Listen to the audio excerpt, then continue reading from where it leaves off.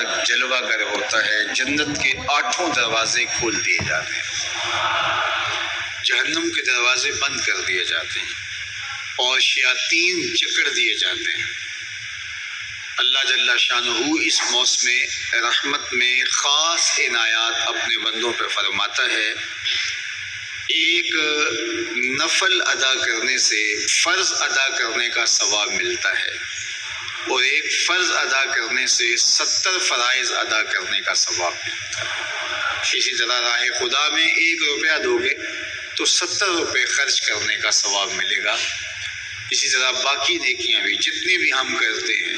وہ ایک نیکی کریں گے تو 70 گنا اجر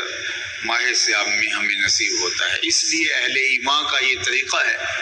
کہ وہ اس مہینے میں کثرت کے ساتھ تلاوت کرتے ہیں، کیونکہ ایک مرتبہ اگر قرآن مجید پڑھ لیا تو 70 مرتبہ قرآن مجید پڑھنے کا ثواب نصیب ہوا۔ ماہ صیام میں چونکہ شیطان بندھا ہوا ہوتا ہے تو ہم اپنے آپ کو نیکی کی طرف اگر لانا چاہیں تو اتنی رکاوٹیں نہیں ہوتی جتنی عام دنوں میں ہوتی ہیں، لیکن اس کے باوجود بہت سارے لوگ ہیں جو رات کو بڑا پکا ارادہ کر کے سوتے ہیں کہ میں صبح وقت پہ اٹھوں گا اور نوافل بھی پڑھوں گا اور نماز بھی ادا کروں گا، لیکن جب صبح ہوتی ہے تو انہیں یا تو جاگ نہیں آتی یا نیند سے بیدار ہو جاتے ہیں، بستر سے اٹھا نہیں جاتا۔ جبکہ وہی شخص انہوں نے صبح سبزی منڈی جانا ہو تو چھلانگ لگا کے اٹھتے ہیں اور سبزی منڈی پہنچتے بھی ہیں۔ سستی طبیعت کا کسل نہیں ہوتا۔ عمومی طور پہ ہم اپنے آپ کو بیمار تصور کر لیتے ہیں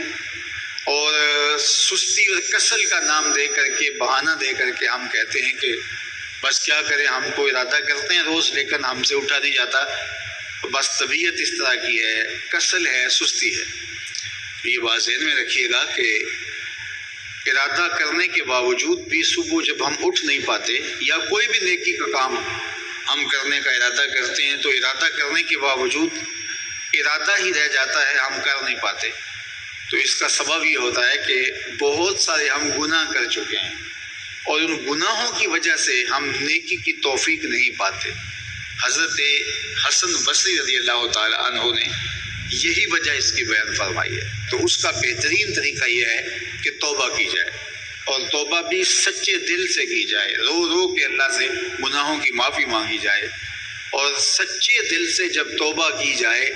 تو پھر سارے گناہ نہ صرف مٹا دیے جاتے ہیں بلکہ ان کو بدل کے نیکیوں میں تبدیل کر دیا جاتا ہے۔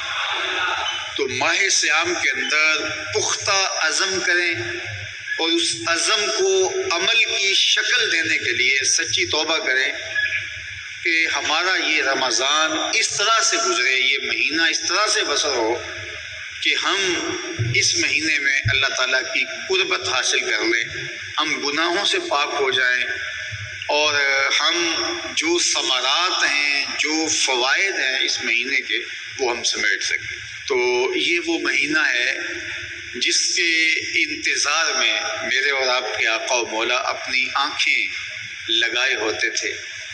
اور دن گن کے وقت گزارتے تھے کہ ماہ صیام آ رہا ہے، تو اس مہینے کا عزت کے ساتھ، تکریم کے ساتھ، اعزاز کے ساتھ استقبال کرو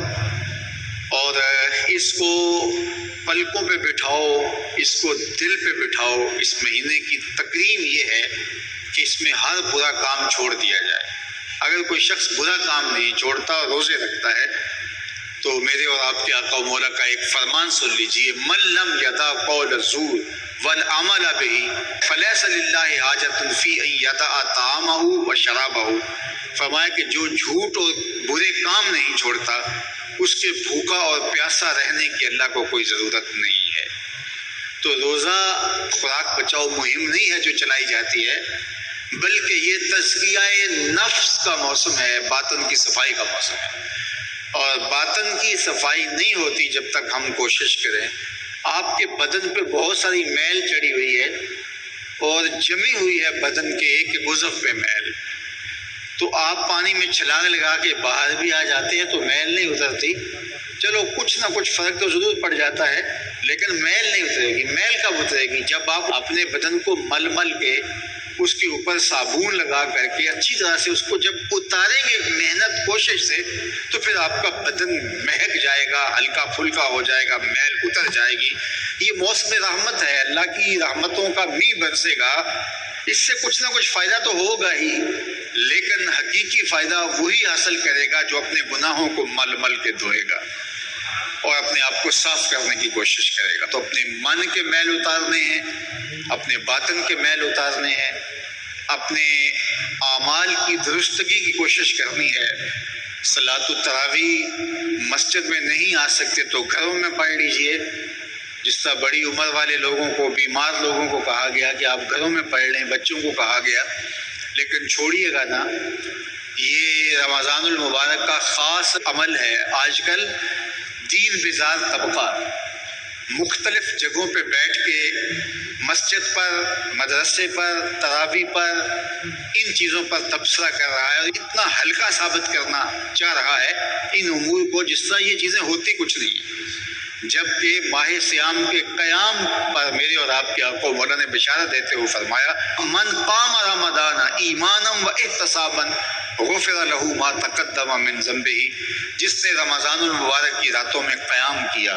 ایمان اور محاسبہ نفس کے ساتھ، اللہ اس کے پچھلے سارے گناہ معاف فرما دیتا ہے۔ یہ بہت بڑی دولت ہے، تو اس دولت کو ضرور سمیٹیے گا، ضرور حاصل کیجیے گا، من کی ستھرائی، عفت اور پاکیزگی کا سامان کیجیے گا۔